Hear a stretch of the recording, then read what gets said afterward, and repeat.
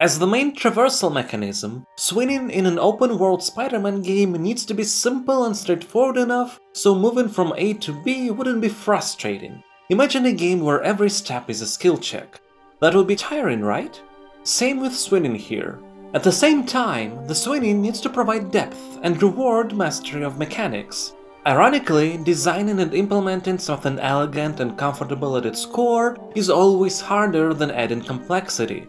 So let's take a look at how Insomniac did it in their Spider-Man game.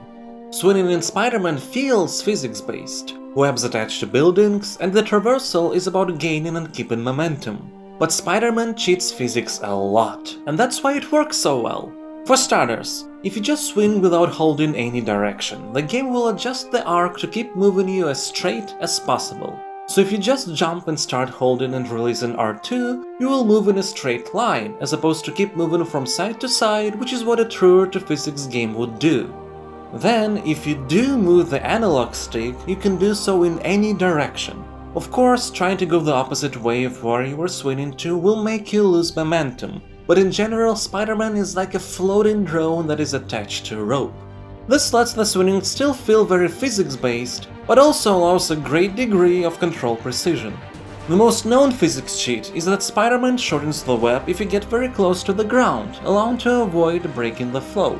Also, your webs don't collide with trees and lampposts.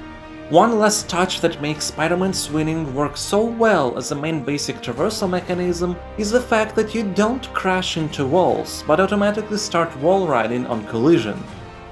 To take care of the second point we mentioned in the beginning, Insomniac implemented additional mastery moves that include web zipping, point launching, corner turning during wall riding, and stuff like that, which if mastered, allows you to get to really high speeds and also to self-express yourself. That said, the swinging skill ceiling in the game is pretty low.